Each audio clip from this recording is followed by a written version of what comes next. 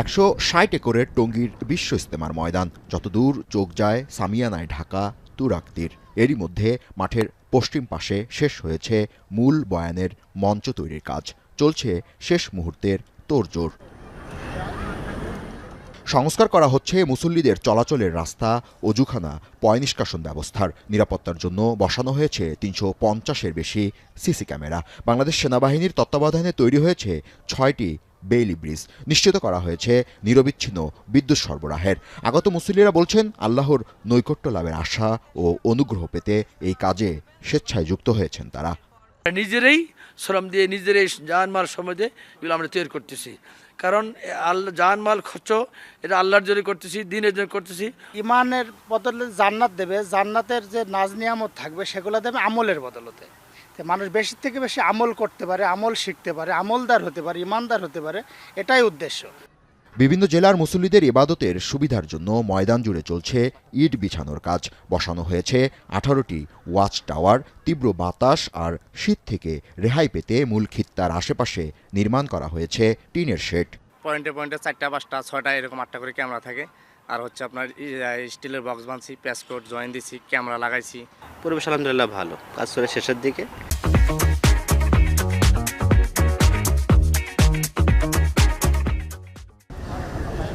58তম বিশ্ব ইজতেমা সফল করার জন্য এরই মধ্যে প্রস্তুত করা হচ্ছে এই ময়দান। উলামা, মাশায়েখ ও তাবলিগ জামায়াতের মুরব্বীরা বলছে এরই মধ্যে 80% কাজ শেষ করা হয়েছে। নির্দিষ্ট সময়ের আগে আরও 20% কাজ শেষ করা হবে।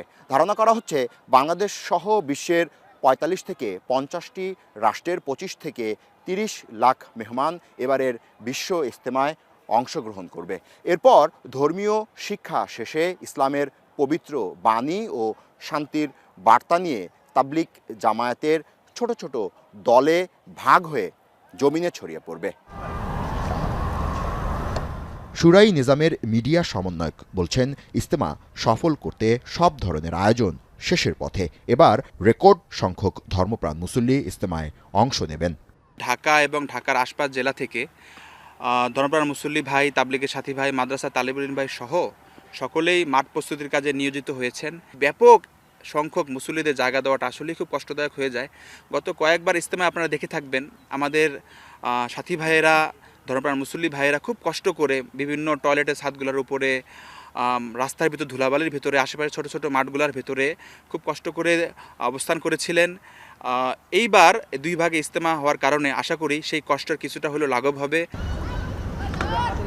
31 জানুয়ারি শুরু হবে 3 দিনের বিশ্ব ইজতেমার প্রথম পর্ব।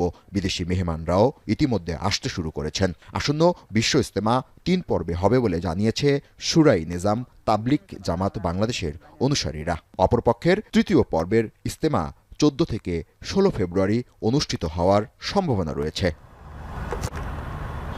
জাবেদ আবদুল্লাহ, এখন, টঙ্গী, গাজীপুর।